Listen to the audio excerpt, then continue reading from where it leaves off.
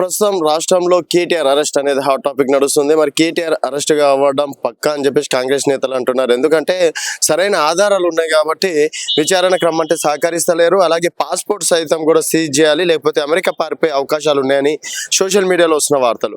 So ప్రస్తుతం మనతో పాటు విజయ్ కుమార్ గారు ఉన్నారు, గద్వాల్ నియోజకవర్గం. చెప్పండి విజయ్ గారు, మీరు కేటీఆర్ కి అత్యంత సన్నిహితులుగా ఉన్నారు. ఏంటి కేటీఆర్ గారు అరెస్ట్ అయ్యే ఛాన్సెస్ ఏమైనా ఉన్నాయనుకోవచ్చు?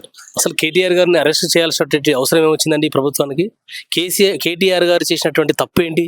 దాన్ని అసలు కేటీఆర్ గారు ఎలాంటి తప్పు చేయలేదు, ఎలాంటి అవినీతి చేయలేదు, ఎలాంటి ఎక్కడ కూడా ఒక రూపాయిని కూడా వీళ్ళు ప్రూవ్ చేసినటువంటి పరిస్థితి లేదు.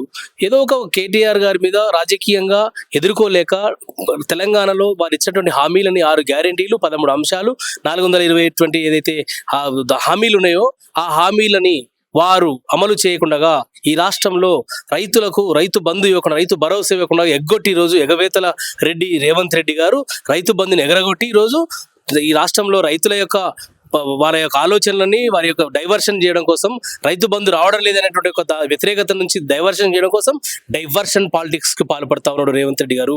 కేటీఆర్ గారు చేసినటువంటి తప్పు ఏంటి? ఈ రాష్ట్రం యొక్క ఈ పరువుని, ఈ హైదరాబాద్ యొక్క ఇమేజ్, బ్రాండ్ ఇమేజ్ ని ప్రపంచ దేశాల ముందు #1 హైదరాబాద్ గా #1 రాష్ట్రం తెలంగాణ రాష్ట్రంగా ఈరోజు కేటీఆర్ గారు ఈ హైదరాబాద్ కి ఒక విశ్వనగరంగా గుర్తింపు రావడంలో ప్రధానమైనటువంటి భూమిక పోషించినటువంటి కేటీఆర్ గారి మీద అక్రమ కేసులు పెట్టి ఈరోజు ఏదో రాజకీయంగా వేధించాలనేటువంటి నీ యొక్క ఏదైతే సైకో బుద్ధి ఉందో ఆ సైకో బుద్ధిలో నువ్వు సునకానందం పొందుతున్నావు రేవంత్ రెడ్డి గారు, చిట్టినాయుడు గారు. మీరు ఈ యొక్క ప్రజల యొక్క ఆలోచనల్ని దృష్టిని మరల్చే రాజకీయం ఎన్ని రోజులు చేయలేరు. ఖచ్చితంగా మీరు ఎన్ని కుట్రలు చేసినా, ఎన్ని అక్రమ కేసులు పెట్టినా, ఏ రకంగా మీరు మా నాయకుడు కేటీఆర్ గారి మీద వేధించాలని ప్రయత్నం చేసినా ఖచ్చితంగా మేము నీ ట్రాప్లో పడము. ఖచ్చితంగా మేము నీ యొక్క హామీలని అమలు చేసే వరకు నిలదీస్తూనే ఉంటాము. నువ్వు ఇచ్చినటువంటి 6 గ్యారెంటీలని అమలు చేసే. విజయ్ గారు, ఇక్కడ ఏంటంటే ఆయన పైన ఎప్పుడో కేసు నమోదు అయ్యింది. మొన్న రైతు భరోసా గురించి మొన్న ప్రెస్ మీట్ అయింది.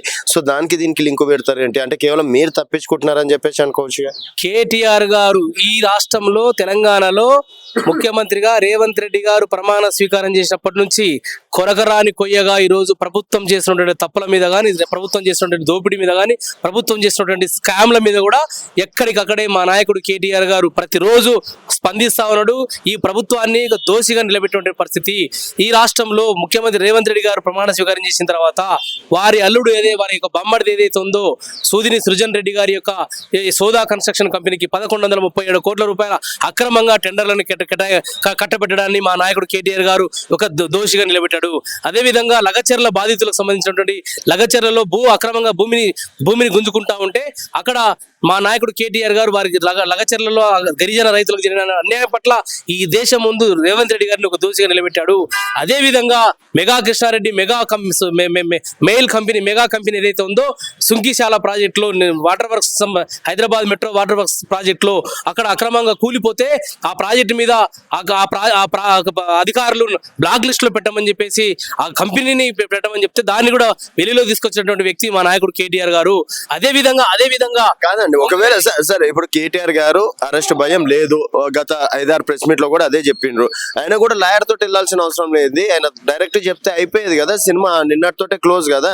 రాజ్యాంగము కల్పించినటువంటి హక్కు ఏదైతే హక్కు ఉందో ఎవరైనా కానీ విచారణకు వెళ్ళేటప్పుడు తన వెంట అడ్వకేట్ ను తీసుకెళ్లడం అనేది ఒక పౌరుడి యొక్క ప్రాథమిక హక్కు. ఆ హక్కుని కేటీఆర్ గారు వారు వినియోగించుకునే ప్రయత్నం చేశారు. ఆయనను 45 నిమిషాలు గేట్ దగ్గర కేటీఆర్ గారిని అవమానపరిచే విధంగా మన రేవంత్ రెడ్డి గారి యొక్క సునకానందం పొందుతూ కమాండ్ కంట్రోల్ కేంద్రం నుంచి చూస్తూ కేసీఆర్ గారి నటిన ఆ బిల్డింగ్ నుంచి చూస్తూ సునకానందం పొందుతాడు రేవంత్ రెడ్డి. నీ యొక్క సునకానందం యొక్క ఎక్కువ రోజులు ఉన్న నడవది మా దగ్గర. ఖచ్చితంగా కేటీఆర్ గారు వారి రాజ్యాంగబద్ధంగా రాజ్యాంగం ప్రకారంగా వారికి ఈ రాజ్యాంగం ప్రసాదించిన హక్కుని వాడుకొని వారు అడ్వకేట్ ని వెంట తీసుకెళ్ళి, ఎందుకంటే గతంలోనే లగచర్ల ఇష్యూలో పట్నం నరేందర్ రెడ్డి గారు మా పార్టీ శాసనసభ్యులు, మాజీ శాసనసభ్యులు వారిని అక్రమంగా అరెస్ట్ చేసి పోలీసులు బలవంతంగా ఆయన యొక్క కన్ఫెషన్ స్టేట్మెంట్ లో బలవంతపు సంతకం పెట్టుకొని. నా క్వశ్చన్ లగ్గు చేర్లదా, రైతు భరోసాదా, లేకపోతే ఇంకేదో కాదండి. ఇక్కడ ఈ రేసింగ్ లో 42 కోట్లు అక్రమాలు జరిగినాయి. అలాగే మీకు ఎలక్ట్రో పద్ధతిలో కూడా మీ పార్టీకి ఇచ్చారు, అది చాలా క్లారిటీగా ఉంది. తప్పించుకోవడానికి ఇవన్నీ మార్గాలు. అసలు వాళ్ళు ఎలక్టోరల్ ఏదైతే గ్రీన్ కో కంపెనీ వాళ్ళు ఉన్నారో ఎలక్టోరల్ బాండ్లు ఇచ్చింది 2022 ఏప్రిల్లో, ఈ రేస్ నిర్వహించింది 2023 ఫిబ్రవరిలో. అసలు దానికి దీనికి నక్కకు నాగలాకు అనుకున్నంత తేడా ఉన్నది. దానికి ఇప్పుడు ఈ గ్రీన్ కో కంపెనీ వాళ్ళు ఎలక్టోరల్ బాండ్లు ఒక బీఆర్ఎస్ పార్టీకి ఇవ్వలేదు. ఈ దేశంలో ఉన్నటువంటి అన్ని ప్రధాన రాజకీయ పార్టీలకు, భారతీయ జనతా పార్టీ వాళ్ళకి ఇచ్చారు, all India Congress committee Congress పార్టీకి మల్లికార్జున ఖర్గే గారికి ఇచ్చినారు, అదేవిధంగా తెలుగుదేశం పార్టీకి ఇచ్చారు, అదేవిధంగా వైఎస్ఆర్సీపీకి ఇచ్చినారు, బీఆర్ఎస్ పార్టీకి ఇచ్చారు. ఇంకోటి గ్రీన్ కో కంపెనీ వాళ్ళకు తెలంగాణ రాష్ట్రంలో ₹1 అంటే ₹1 గతంలో ఉన్నటువంటి బీఆర్ఎస్ ప్రభుత్వం ₹1 విలువ చేసే ప్రాజెక్ట్ కూడా వాళ్ళకి కేటాయించలేదు. వాళ్ళకి మా ప్రభుత్వం చేసినటువంటి సహాయం ఏంది, మా ప్రభుత్వం నుంచి వాళ్ళు లబ్ధి పొంది మాకు ఇచ్చినటువంటి వాళ్ళు పారితోషికం ఏంది.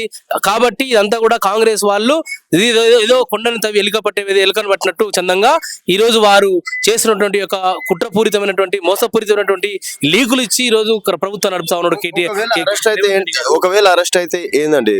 అసలు అరెస్ట్ అనేటువంటి ప్రస్తావనే రాదు.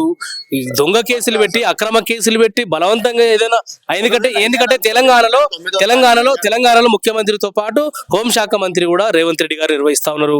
ఈ తెలంగాణలో ఉన్నటువంటి ఏదైతే విచారణ సంస్థలు ఏవైతే ఉన్నాయో అవన్నీ కూడా ప్రభుత్వం యొక్క రేవంత్ రెడ్డి గారి యొక్క జోబు సంస్థలుగా మారినాయి. ఏసీబీ అనేది యాంటీ కరప్షన్ బ్యూరోని మనం ఒకప్పుడు చదువుకునే వాళ్ళం, వినేవాళ్ళం. కానీ ఈ రోజు అనుమల కాన్స్పెసీ బ్యూరో అనేటువంటి ఒక ఏదైతే ఉందో ఏసీబీని అట్లా మలుచుకున్నాడు. కాబట్టి ఏసీబీ కావచ్చు, ఏ సంస్థ అయినా ఎన్ని కేసులు పెట్టినా, అక్రమ కేసులు పెట్టినా, ఏది పెట్టినా మేము ఎలాంటి భయపడము. మీరు ఎన్ని కుట్రలు చేసినా మీ హామీలను నిలదీస్తూ ఉంటాం, మీ హామీలను అమలు చేసే వరకు ఉద్యమిస్తూ ఉంటాం. ఈ ప్రభుత్వం మీద ఖచ్చితంగా వీరోచితంగా పోరాటం చేస్తాం. కేటీఆర్ గారు కడిగిన ముత్యంలాగా వస్తాడు. ₹1 కూడా అవినీతి జరగలేదు. ఇదంతా అవినీతి అని చెప్పేసి గతంలో రేవంత్ రెడ్డి గారు చేసినటువంటి దోపిడీ ఏదైతే ఉందో అందరూ కూడా ఆయనలాగానే దోపిడీ చేసుకుంటారని ఆయన భ్రమలో ఉన్నాడు. ఇక్కడ కేటీఆర్ గారు మా శ్రేణులకు స్పష్టమైన ఆదేశాలు ఇచ్చినాడు. ₹1 అవినీతి జరగలేదు. ఏ విచారణ చేసుకోండి, ఆ విచారణ ఎదుర్కోవడానికి మా నాయకుడు కేటీఆర్ సిద్ధంగా ఉన్నారు. కడిగిన ముత్యం లాగా ఖచ్చితంగా గతంలో కడిగిన ముత్యం అంటే డైలాగ్ గుర్తుకొచ్చింది. కవిత గారు కూడా కడిగిన ముత్యం లాగా వస్తా అన్నారు. వారు కూడా దాదాపు 4-5 నెలలు పోయారు, జైలుకి వెళ్ళడం అనేది జరిగింది. సో ఇక్కడ కూడా బీజేపీ వాళ్ళు, కాంగ్రెస్ వాళ్ళు కూడబలుకొని ఈ రాష్ట్రంలో కూడబలుకొని బీఆర్ఎస్ పార్టీని ఫినిష్ చేయాలనే ఒక దుర్బుద్ధితో, దురాలోచనతో వారు చోటే భాయ్ బడే భాయ్ ఇద్దరు కలిసి ఆడుతున్నటువంటి కపట ప్రేమ. ఈ ప్రేమను ఖచ్చితంగా బీఆర్ఎస్ శ్రేణులు భగ్నం చేస్తాయి. మీరు ఎన్ని రకాలుగా బీఆర్ఎస్ పార్టీని ఇబ్బంది పెట్టాలని ప్రయత్నం చేసినా మేము దాన్ని నిలవరిస్తాము, ఎదుర్కొంటామని చెప్పేసి బీజేపీకి, ఇక్కడ కాంగ్రెస్ కి ఇద్దరికి కూడా చోటే భాయ్కి బడే భాయ్కి ఇద్దరికి మేము తెలియజేస్తా ఉన్నాము. ఈ రాష్ట్రంలో మీరు ఎన్ని కుట్రలు చేసినా బీజేపీ ప్రధాన ప్రతిపక్షం కాలేదు. ప్రిన్సిపల్ ఆపోజిషన్ బీఆర్ఎస్ పార్టీ ఉంటుంది. రాబోయేది ఖచ్చితంగా బీఆర్ఎస్ ప్రభుత్వమే. కేసీఆర్ గారి నేతృత్వంలో ముచ్చట 3వసారి తెలంగాణలో ఖచ్చితంగా ప్రజలకు మేము మంచి చేయడం కోసం మా పార్టీ తెలంగాణ ప్రజలని ప్రేమించేటువంటి పార్టీ బీఆర్ఎస్ పార్టీ. కాబట్టి మా పార్టీ ఖచ్చితంగా ఈ ప్రభుత్వం మీద ఒత్తిడి చేస్తుందని చెప్పేసి సందర్భంగా తెలియజేస్తా ఉన్నాం.